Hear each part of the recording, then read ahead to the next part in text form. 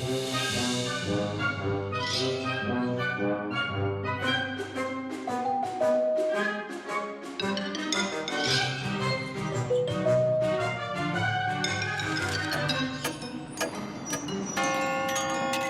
contes fantastiques de Macha. Les amis, qui a peur d'aller dans les bois? Prêt à écouter l'histoire d'une forêt, un marécage, des ravins et des crevasses? Alors écoutez cette histoire. Dans une vieille maison, près d'une vieille forêt, vivait un homme nommé Senya. Il adorait sa chienne Princesse. Un jour, elle mangea de la viande, mais elle avait peur que Senya la dispute pour ça. Alors elle s'échappa dans la forêt. Quelqu'un devait aller la chercher. Mais Senya avait peur d'aller dans la forêt, car il avait peur de se perdre. Mais il devait y aller. Il soupira, ferma les yeux de peur et partit. Hé, princesse! Princesse! Où es-tu? Il se heurtait aux branches et se cognait la tête. Mais il ne voulait pas ouvrir les yeux, car il avait trop peur. Alors il crut entendre quelque chose à gauche. Et à droite. Et au-dessus. Effrayant! Pendant un moment, Senya marcha à travers les marécages, les ravins, les crevasses. Il arriva au milieu des pins et très vite, il fut complètement perdu. Ça y est, se dit-il. Tout est fini pour moi et mon chien. Ma pauvre princesse, je ne te retrouverai jamais. Quand soudain, il se produisit quelque chose. Senya entendit quelqu'un qui l'appelait doucement. Il ouvrit les yeux. Incroyable! Le soleil s'était couché, des nuages encombraient le ciel et la forêt tout autour était silencieuse. Puis, une voix. Tourne-toi et regarde-moi en tournant le dos à la forêt. Senya fut glacé de peur. Il se retourna tout doucement pour regarder. Debout sur une souche, juste devant lui, il y avait un garçon qui ne disait rien, mais le regardait dans les yeux. Senya paniquait. Il ne le montra pas et dit: « Que se passe-t-il, l'ami? Comme tu vois, je me promenais dans le coin. »« Wow, t'es vraiment calme. Tu vis dans cette forêt? » Oh, oulala, je me suis trompée. Bref, regarde.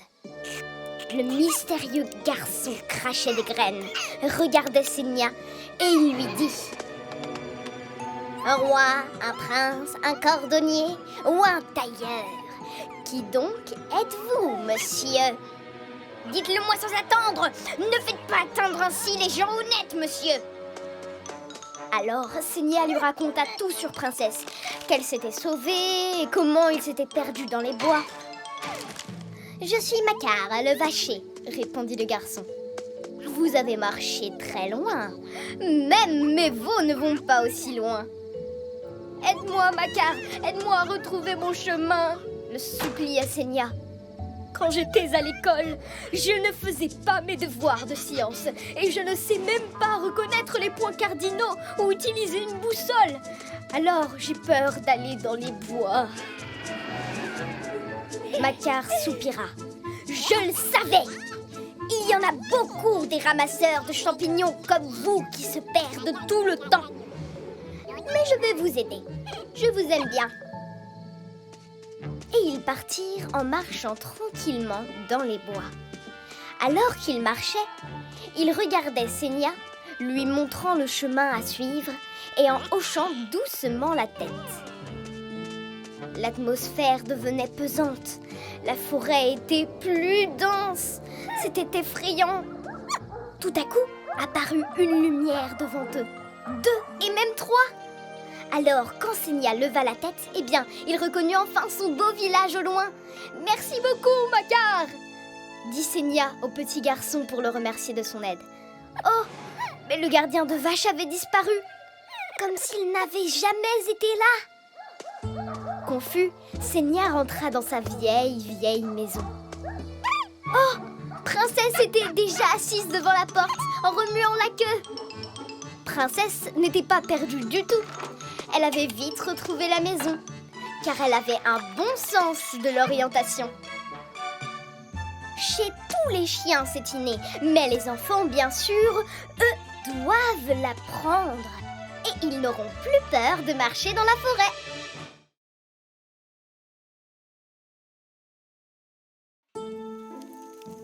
Il était une fois un garçon nommé Pacha qui avait peur de tous les méchants des contes. Parfois, après avoir lu une histoire, il s'imaginait des choses incroyables.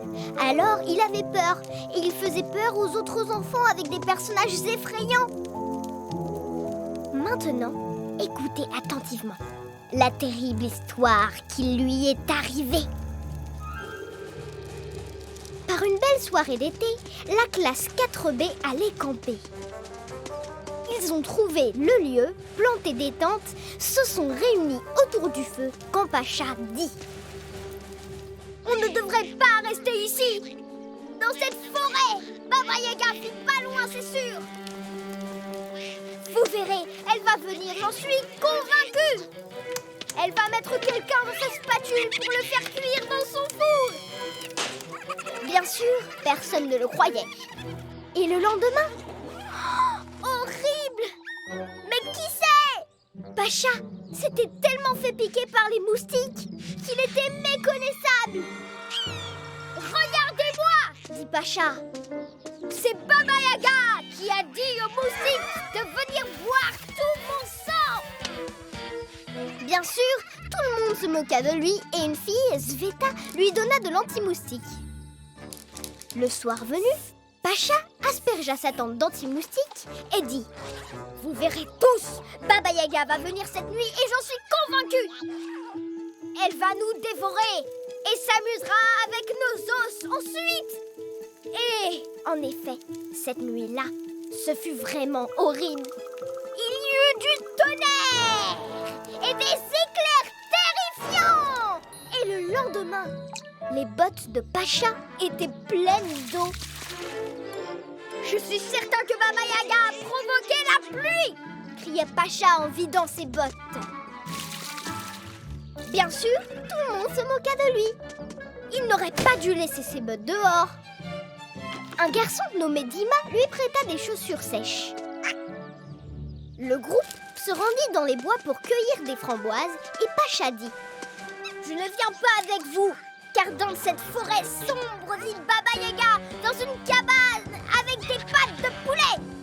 Tout autour, la barrière est faite avec des skis de skieurs disparus et dessus, il y a des paniers de randonneurs perdus. » Et alors, tout le monde se moqua de lui. Une fille nommée Tania lui donna une casserole et de l'avoine. « Alors fais du porridge, lui dit-elle. Nous en mangerons avec des framboises en revenant. » Quand le groupe revint de la forêt avec les framboises, Pacha s'était endormi. Le porridge avait brûlé et les flammes s'étendaient, brûlant au passage l'herbe sèche en direction des tentes. Les enfants ont piétiné le feu et un des garçons réveilla Pacha et lui dit « Pourquoi tu n'as pas surveillé le porridge sur le feu ?»« Mais c'est pas moi, c'est Baba Yaga. Elle m'a ensorcelé pour qu'on ne puisse pas manger ses framboises. Elle arrive en volant dans un mortier. Elle agite son pilon et balaie ses traces. » Et c'est vrai, on entendait gronder dans la forêt. Le vent soufflait, les arbres étaient secoués quand un hélicoptère bleu se posa sur le campement. Un homme en uniforme sortit de l'appareil. Pacha courut lui demander « Vous êtes Baba Yaga ?»« Non, répondit l'homme. Et je ne suis pas le grand méchant loup non plus. Nous sommes les pompiers de la protection civile et nous survolons la forêt pour surveiller les incendies. J'ai vu le feu et une petite personne inanimée par terre. Nous avons décidé de venir voir s'il y avait le feu ici. »« Non, dit une petite fille. Pacha s'est endormi près du feu. Tout est de la faute de Baba Yaga.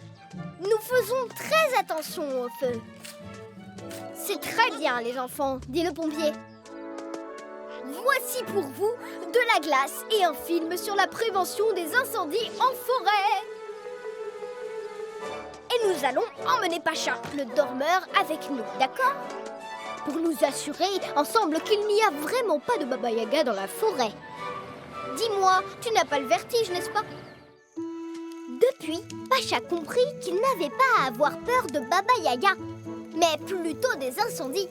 Alors ne laissez jamais un feu de camp en forêt sans personne pour le surveiller.